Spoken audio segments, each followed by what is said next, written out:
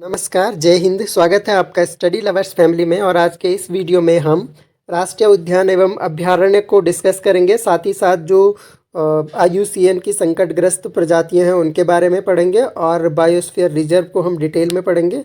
और काफ़ी ज़्यादा इम्पोर्टेंट फैक्ट्स या इम्पोर्टेंट जो MCQs हैं पर्यावरण से रिलेटेड वो भी हम साथ में डिस्कस करने वाले हैं। तो बहुत कुछ इस वीडियो में आपको सीखने को मिलेगा।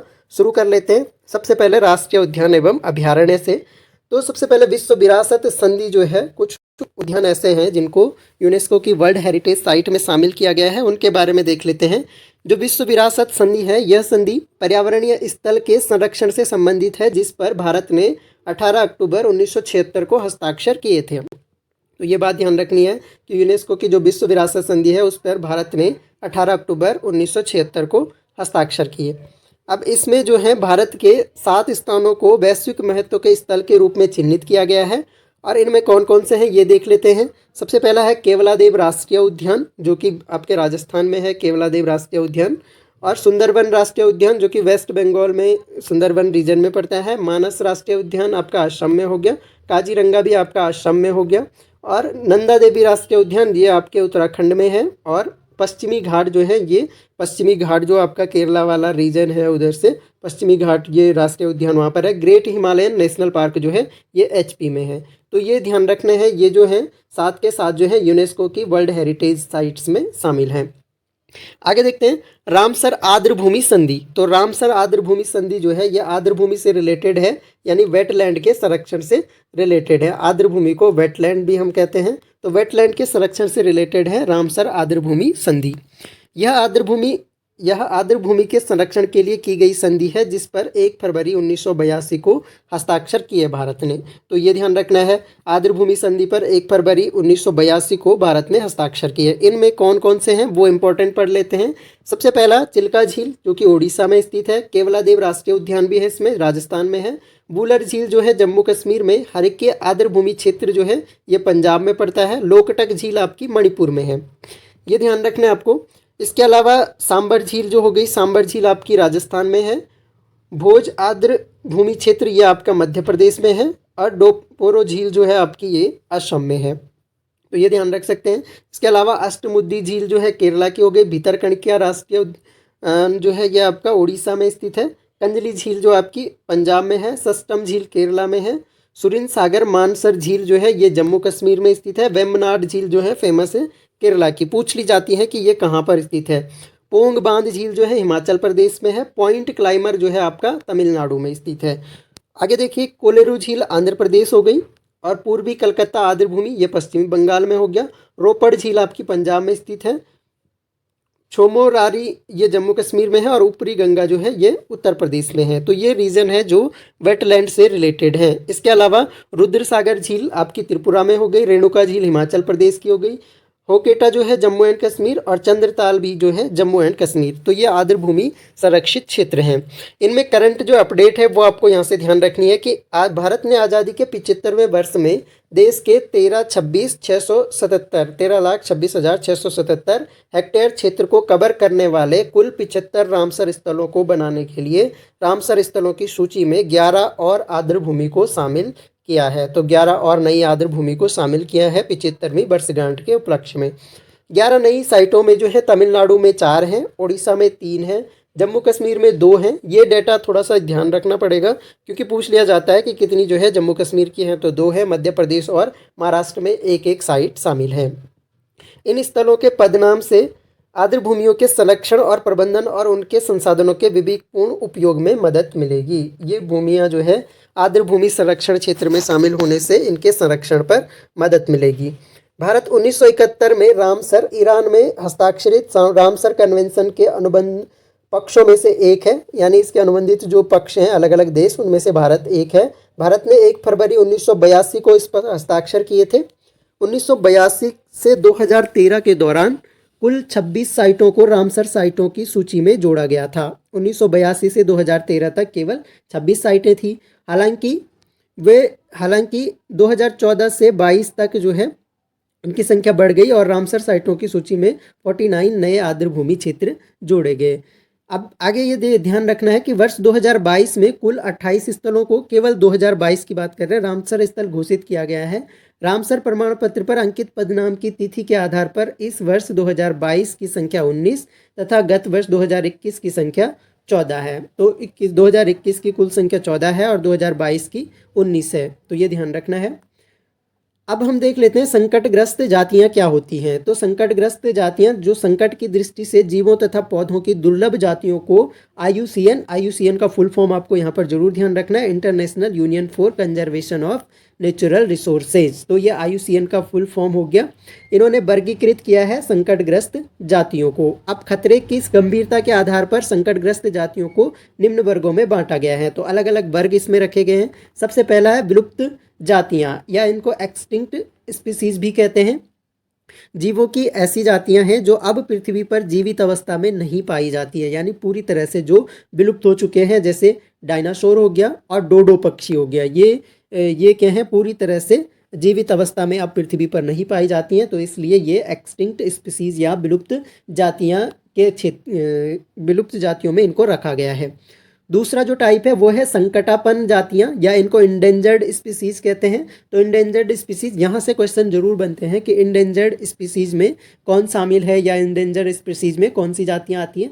तो कुछ जातियां जो विलुप्त होने की कगार पे हैं। इंडेंजर्ड में कौन आएगी, जो विलुप्त, एक्सटिंक्ट हो गया, जो पूरी तरह से विलुप्त हो चुकी हैं, पृथ्वी पर जीवित अवस्था में नहीं है, उनके कुछ अवशेष के आधार पर उनका अनुमान लगाया जाता है।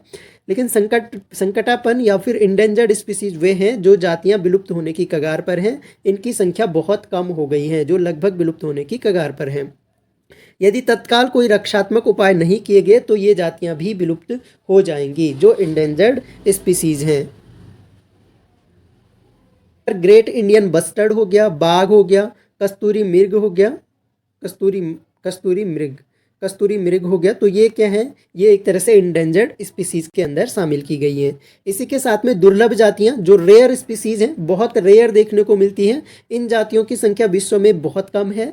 ये जातियां कुछ भौगोलिक क्षेत्रों में ही सीमित रह गई हैं, केवल कुछ भौगोलिक क्षेत्र में, जैसे हिमचीता हो गया, केवल बर्फीले क्षेत्रों में, कुछ ही क्षेत्रों में रह गया है। शुतुरमुर्ग हो गया, ये क्या है, रेयर स्पीसीज है, दुर्लभ स्पीसीज है। एग्जाम्पल काफ़ी इंपॉर्टेंट है, पूछ लिए जाते हैं कि इनमें से कौन सा दुर्लभ जातियों का एग्जाम्पल है, तो ये ध्यान रखना है आपको। इसके अलावा सुभेद्य जातियाँ, वल्नरेबल स्पीसीज, इनको वल्नरेबल स्पीसीज कहते हैं।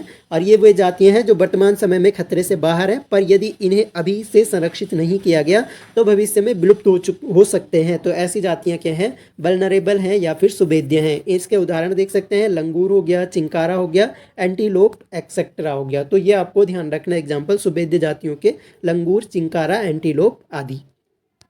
आगे बढ़ते हैं। एक मध्यवर्ती जातियों के अंतर्गत भी कुछ रखा गया है, और इन जातियों के भी अस्तित्व को खतरा है, पर इनके संबंध में पूरी जानकारी नहीं है। इनके अस्तित्व को भी खतरा माना गया है, जैसे गंगा की डॉल्फिन, जो कि हमारी राष्ट्रीय जलीय जीव भी घोषित किया गया था, और छोटे कान के खरहे, ये भी जो है, इनकी जातियों के अस्तित्व को भी खतरा है, लेकिन पूरी जानकारी इनके संबंध में अभी तक नहीं है। इसके अलावा थोड़ा सा IUCN के बारे में जान लेते हैं। IUCN international union for conservation of natural resources, इसका फुल फॉर्म हो गया, हम पहले डिस्कस कर चुके हैं। IUCN का मुख्यालय जो है ये स्विट्जरलैंड में है।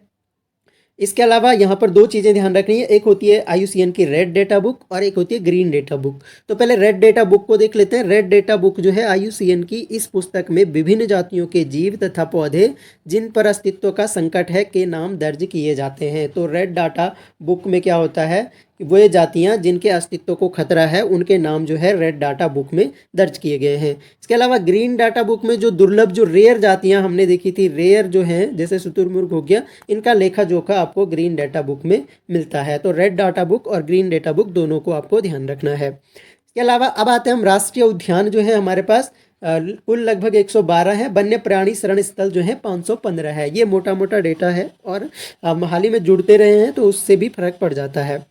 तो सबसे पहले हम प्रत्येक राज्य के देखेंगे। यहाँ पर सबसे पहले आंध्र प्रदेश के देखते हैं। तो आंध्र प्रदेश में एक नागार्जुन सागर राष्ट्रीय उद्यान है, जो कि बाघ संरक्षण के लिए प्रसिद्ध है।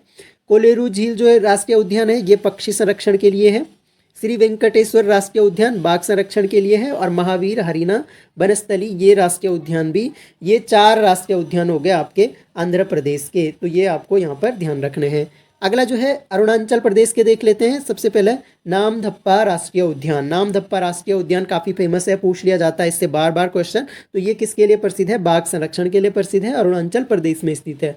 पाखु नमीरी ये राष्ट्रीय उद्यान जो है अरुणाचल प्रदेश और असम दोनों में आता है राष्ट्रीय उद्यान, और ये भी बाघ संरक्षण के लिए प्रसिद्ध है। तो ये अरुणाचल प्रदेश के आपको कम से कम 2 ध्यान रखने हैं। इसके अलावा छत्तीसगढ़ के देख लेते हैं। कांगेर घाटी राष्ट्रीय उद्यान जो कि हिरण संरक्षण के लिए है, ये इंपॉर्टेंट है, थोड़ा सा अलग है। कांगेर घाटी हिरण संरक्षण के लिए प्रसिद्ध है, और इंद्रावती राष्ट्रीय पार्क जो है ये आपका बाघ संरक्षण के लिए प्रसिद्ध है। तो छत्तीसगढ़ की हो गई इंद्रावती और कांगेर घाटी, तो दोनों को आपको ध्यान रखना है। कांगेर घाटी हिरण संरक्षण हो गया, और इंद्रावती जो है बाघ संरक्षण के लिए फेमस हो गया। अगला देखिए बिहार में। देखिए बिहार में एक तो बक्सर राष्ट्रीय उद्यान है बाघ संरक्षण के लिए, और दूसरा वाल्मीकि राष्ट्रीय उद्यान, ये भी बाघ संरक्षण के लिए प्रसिद्ध है। तो बक्सर और वाल्मीकि दोनों ही बिहार में है, और दोनों बाघ संरक्षण के लिए प्रसिद्ध है। दूसरा देखिए गोवा। गोवा में जो है मोलम राष्ट्रीय उद्यान और महावीर राष्ट्रीय उद्यान, गोवा के लिए ये 2 नाम आपको ध्यान रखने हैं, मोलम राष्ट्रीय उद्यान और महावीर राष्ट्रीय उद्यान। अगला देखिए असम में। देखिए असम में काफ़ी हैं राष्ट्रीय उद्यान। सबसे पहले मानस राष्ट्रीय उद्यान जो कि बाघ संरक्षण के लिए प्रसिद्ध है। काजीरंगा ये गैंडा, और गैंडा भी कौन सा? एक सींग वाला गैंडा, तो ये ध्यान रखना है, एक सींग वाले गैंडे के संरक्षण के लिए है। नामेरी राष्ट्रीय उद्यान जो कि हाथी और बाघ दोनों के संरक्षण के लिए प्रसिद्ध है। डिब्रू सैखोवा राष्ट्रीय उद्यान ये भी असम में, और औरंग राष्ट्रीय उद्यान ये भी असम में है। तो असम के ये 5 राष्ट्रीय उद्यान आपको ध्यान रखने हैं, मानस, काजीरंगा, नामेरी, डिब्रू सैखोवा और औरंग नेशनल पार्क, ये आपको असम के लिए ध्यान रखने हैं। अगला देखते हैं केरला में जो है। केरला में आपका साइलेंट वैली राष्ट्रीय उद्यान हो गया बाघ संरक्षण के लिए। पेरियार राष्ट्रीय उद्यान जंगली हाथी के लिए हो गया। इराविकुलम राष्ट्रीय उद्यान जो है ये इराविकुलम राष्ट्रीय उद्यान ये भी केरला में है। मथिकेतन 16 राष्ट्रीय उद्यान ये अनेक प्रजातियों के संरक्षण से संबंधित है। तो ये 4 आपको केरला के ध्यान रखने हैं। इसके अलावा मेघालय के देख लेते हैं। कालपाखरन बालपाखरन राष्ट्रीय उद्यान हो गया। नोकरेक राष्ट्रीय उद्यान हो गया। तो नोकरेक जो है बाघ और हिरण संरक्षण के लिए प्रसिद्ध है। तो ये 2 नाम आपको मेघालय के ध्यान रखने हैं। हरियाणा का सुल्तानपुर चील चिड़िया अभ्यारण्य, सुल्तानपुर पक्षी विहार भी है वहाँ पर। कलेसर राष्ट्रीय उद्यान ये भी पक्षी संरक्षण से संबंधित है। अगला देखिए मध्य प्रदेश का बोरी सतपुड़ा राष्ट्रीय उद्यान बाघ संरक्षण के लिए है। कान्हा बाघ संरक्षण के लिए है। बांधवगढ़ जो है राष्ट्रीय उद्यान ये भी बाघ संरक्षण, और पेंच राष्ट्रीय उद्यान काफ़ी फेमस है, ये भी बाघ संरक्षण के लिए, और माधव राष्ट्रीय उद्यान। तो ये 5 आपको मध्य प्रदेश के ध्यान रखने हैं। तो मध्य प्रदेश के हो गया माधव, पेंच, बांधवगढ़ और कान्हा और बोरी सतपुड़ा राष्ट्रीय उद्यान। अगला देखिए तंदोबा राष्ट्रीय उद्यान। इसके अलावा तंदोबा राष्ट्रीय उद्यान ये भी महाराष्ट्र मध्य प्रदेश में है। पन्ना राष्ट्रीय उद्यान, संजय राष्ट्रीय उद्यान, वन विहार राष्ट्रीय उद्यान, फोसिल राष्ट्रीय उद्यान। तो सबसे ज़्यादा जो है एमपी में जो है राष्ट्रीय उद्यान स्थित हैं। अगला देखिए गुजरात का। देखिए गुजरात में गिर राष्ट्रीय उद्यान हो गया, एशियाई शेर के लिए प्रसिद्ध है। ब्लैक बक जो राष्ट्रीय उद्यान है ये भारतीय जंगली गधा के लिए प्रसिद्ध है। रन कक्ष वन्यजीव अभ्यारण्य ये भी गुजरात में है। मैरीन राष्ट्रीय उद्यान ये कछुआ और मूंगा संरक्षण, ये इंपॉर्टेंट है मैरीन वाला, ये ध्यान रखना है क्योंकि ये समुद्र के किनारे एक तरह से, तो ये कछुआ और मूंगा संरक्षण के लिए प्रसिद्ध है। अगला देखते हैं झारखंड में जो है पलामू राष्ट्रीय उद्यान इंपॉर्टेंट है, पलामू बाघ संरक्षित क्षेत्र है, और बेतला राष्ट्रीय उद्यान, दोनों जो है झारखंड के इंपॉर्टेंट है, आपको ध्यान रखने हैं। महाराष्ट्र में देखिए बोरीवली राष्ट्रीय उद्यान हो गया, पेंच राष्ट्रीय उद्यान हो गया, संजय गांधी राष्ट्रीय उद्यान हो गया, मेलघाट, तो इन दोनों में मेलघाट और संजय गांधी जो है बाघ संरक्षण के लिए, तडोबा हो गया और गुगामल राष्ट्रीय उद्यान हो गया, ये सारे हो गए आपके महाराष्ट्र के। अगला देखिए जम्मू कश्मीर के इंपॉर्टेंट है, काफ़ी इंपॉर्टेंट, यहाँ से पूछा जा सकता है। डाचीगम राष्ट्रीय उद्यान जो कि कश्मीरी हंगुल के लिए प्रसिद्ध है। हेमिस राष्ट्रीय उद्यान, हेमिस राष्ट्रीय उद्यान हो गया। सलीम अली राष्ट्रीय उद्यान ये पक्षी संरक्षण के लिए प्रसिद्ध है। किश्तवाड़ राष्ट्रीय उद्यान ये भी जो है जम्मू कश्मीर में स्थित है। तो ये 4 आपको जम्मू कश्मीर के ध्यान रखने हैं। अगला देखिए कर्नाटक में जो है, कर्नाटक के एक तो बांदीपुर ध्यान रखना है, बांदीपुर बहुत बार पूछ लिया जाता है, बाघ संरक्षण से। भद्रा राष्ट्रीय उद्यान बाघ संरक्षण, नागरहोल राष्ट्रीय उद्यान यहाँ पर है, बन्नेरघट्टा होगा ये, बन्नेरघट्टा राष्ट्रीय उद्यान, कुंद्रेमुख राष्ट्रीय उद्यान। तो ये 5 आपको कर्नाटक के ध्यान रखने हैं। अगला आगे बढ़ते हैं हिमाचल प्रदेश के, देख लीजिए यहाँ पर बृहत हिमालय राष्ट्रीय उद्यान, हिमालयन नेशनल पार्क जो है आपका कुंगाती वन्यजीव अभ्यारण्य हो गया, और पिन वैली नेशनल पार्क, तो पिन वैली नेशनल पार्क जो कि पहाड़ी तेंदुआ के लिए प्रसिद्ध है। तो ये 3 आपको एचपी के ध्यान रखने हैं। मणिपुर का देख लेते हैं, मणिपुर की स्थिति क्या है। मणिपुर में सिरोही राष्ट्रीय उद्यान और केबुल लामजाओ राष्ट्रीय उद्यान, ये आपको तैरता हुआ, एक तरह से तैरता हुआ राष्ट्रीय उद्यान भी इसको कहा जाता है। तो ये आपको ध्यान रखना है, केबुल लामजाओ और सिरोही जो है ये मणिपुर में स्थित है।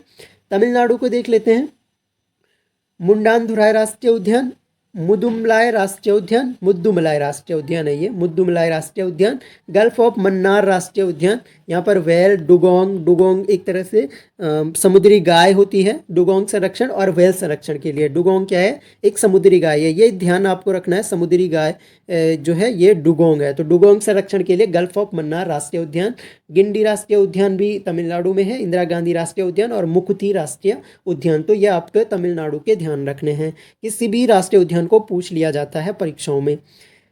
राजस्थान का देख लेते हैं, राजस्थान का केवलादेव हमने कई बार डिस्कस कर लिया, पक्षी संरक्षण के लिए है। रणथंभौर बाघ संरक्षित क्षेत्र हो गया, मरुस्थल डेजर्ट राष्ट्रीय उद्यान ये भी राजस्थान में है, और सरिस्का राष्ट्रीय उद्यान बाघ संरक्षण के लिए है। तो ये 4 हो गए राजस्थान के।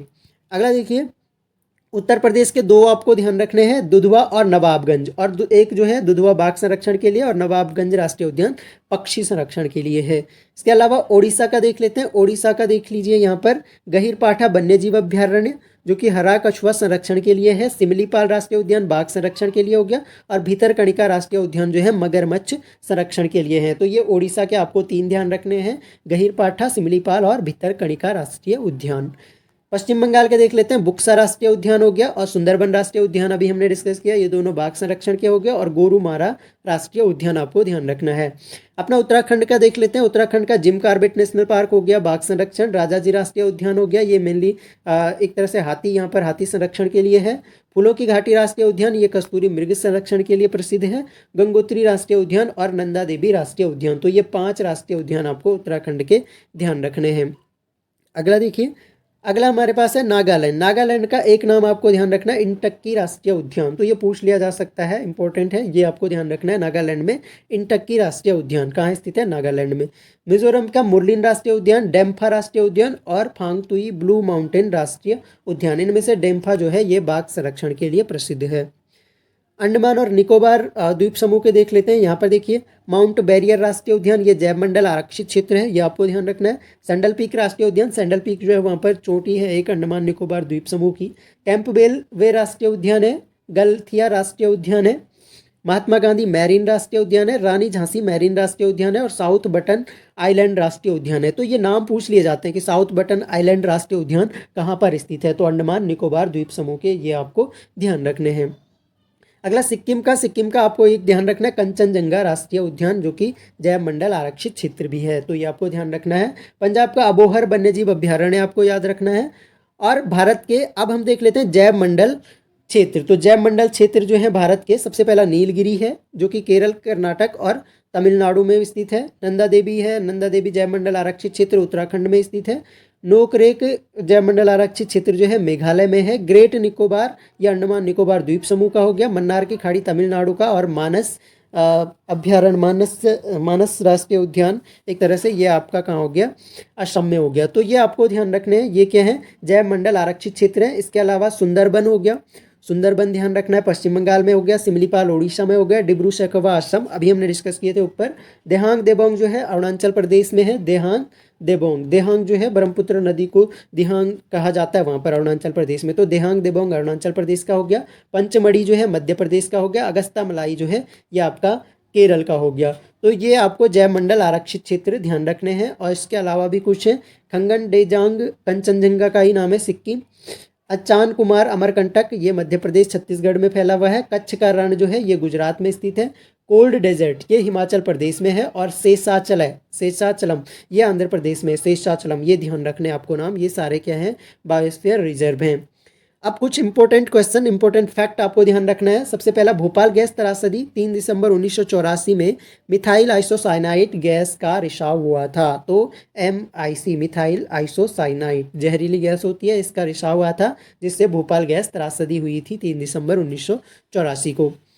अम्लीय वर्षा को थोड़ा समझ लेते हैं। अम्लीय वर्षा में H2SO4 यानी सल्फ्यूरिक अम्ल और HNO3 यानी नाइट्रिक अम्ल, तो नाइट्रिक एसिड और सल्फ्यूरिक एसिड के मिश्रण से एक तरह से अम्लीय वर्षा प्राप्त होती है, जो कि काफ़ी खतरनाक होती है। अभी आपने पढ़ा होगा ताजमहल का कलर जो है वो एसिड रेन के कारण ही परिवर्तित हो रहा है। पारायुक्त जल पीने से, अगर पारायुक्त जल पिएंगे यानी पारा से होने वाला जो रोग है मिनीमाता रोग है, तो वो आपको ध्यान रखना है, मिनीमाता रोग पारा युक्त जल पीने से। एस्बेस्टस के रेशों से युक्त जल पीने से एस्बेस्टोसिस नामक रोग हो जाता है। एस्बेस्टस के रेशों से युक्त अगर पानी पिएंगे तो एस्बेस्टोसिस रोग हो जाता है।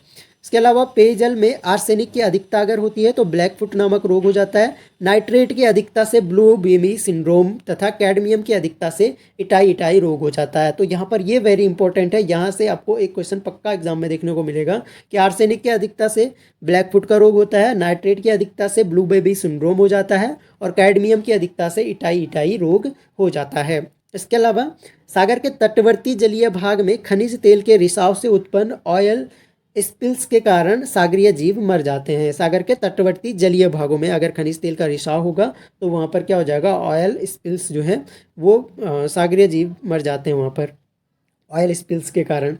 तो जैसे वहाँ पर लाइकेन हो गया, लाइकेन अगर होगा है ना, या जो मूंगा होता है मूंगा, तो इन जीवों को वहाँ पर खतरा हो जाता है। ग्रीन हाउस प्रभाव में कार्बन डाइऑक्साइड CO2 हो गया, मीथेन CH4 हो गया, नाइट्रस ऑक्साइड हो गया N2O, ये गैसें हैं हाइड्रोक्लोरोफ्लोरोकार्बन यानी हाइड्रोक्लोरोफ्लोरोकार्बन CFC।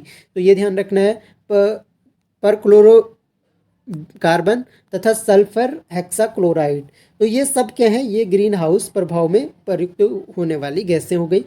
थोड़ा ओजोन को जान लेते हैं। ओजोन जो है हम O3 से लिखते हैं, तो O2 ऑक्सीजन प्लस जब नवजात ऑक्सीजन जुड़ता है तो O3 बन जाता है, ये ओजोन हो गया। ओजोन की मापने की इकाई डॉप्सन यूनिट होती है और एक डॉप्सन बराबर 1 mm होता है।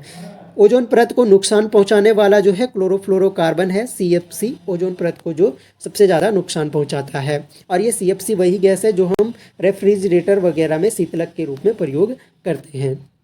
तो ये आपका ध्यान रखना है। अब आगे हम पर्यावरण संबंधी संस्थान पढ़ेंगे। यहाँ पर पर्यावरण संबंधी संस्थान में सबसे पहले भारत वन सर्वेक्षण, तो ये जोरहाट में स्थित है। भारतीय वानस्पतिक सर्वेक्षण आपका कोलकाता में स्थित है। भारतीय प्राणी विज्ञान सर्वेक्षण भी आपका कोलकाता में स्थित है। राष्ट्रीय विज्ञान एवं प्रौद्योगिकी संस्थान ये आपका फरीदाबाद में स्थित है। भारतीय वन्य जीव अनुसंधान संस्थान जो है फॉरेस्ट रिसर्च इंस्टीट्यूट आपका देहरादून में हो गया। और वन उत्पादकता केंद्र आपका रांची जो कि झारखंड की राजधानी है। तो ये आपको ध्यान रखने हैं। अगला देखिए, भारतीय वन्य जीव संस्थान आपका देहरादून में स्थित है। राष्ट्रीय पर्यावरण शोध संस्थान आपका नागपुर में स्थित है। केंद्रीय पक्षी शोध संस्थान जो है आपका ये रजत नगर बरेली यूपी में स्थित है। केंद्रीय प्रदूषण नियंत्रण बोर्ड आपका नई दिल्ली में स्थित है, ये आपको ध्यान रखने हैं। भारतीय वन प्रबंधन संस्थान, वन प्रबंधन फॉरेस्ट रिसर्च इंस्टीट्यूट देहरादून में है और वन प्रबंधन संस्थान आपका भोपाल में है यानी MP में है। सामाजिक वानिकी एवं पारिस्थितिकी पुनर्स्थापना संस्थान ये आपका इलाहाबाद में स्थित है। उष्ण कटिबंधीय संस्थान आपका जबलपुर है, जबलपुर MP। और सलीम अली पक्षी विज्ञान केंद्र ये आपका कोयम्बटूर में है, कोयम्बटूर। आगे बढ़ते हैं। भारत का सबसे बड़ा चिड़ियाघर जो है अलीपुर जो कि कोलकाता में स्थित है। भारत का सबसे विशाल संग्रहालय जो आपका चेन्नई में स्थित है। भारत का सबसे बड़ा मछलीघर कहाँ पर है, ये मुंबई में स्थित है। और विश्व का सबसे बड़ा चिड़ियाघर जो है पूगर साउथ अफ्रीका में स्थित है, ये आपको ध्यान रखने हैं नाम। विश्व का पूछा जाए तो दक्षिण अफ्रीका में, और भारत का पूछा जाए तो अलीपुर कोलकाता में। अगला देखिए, विश्व का सबसे अधिक जंतु संग्रह वाला जंतु उद्यान जो है बर्लिन, एक तरह से बर्लिन में स्थित है। अगला देखते हैं। तो ये थे हमारे कुल मिलाकर, हमने यहाँ पर बायोस्फीयर रिजर्व पढ़े, नेशनल पार्क पढ़े, इसके अलावा इंपॉर्टेंट क्वेश्चन पढ़े, पर्यावरण संबंधी संस्थान पढ़े।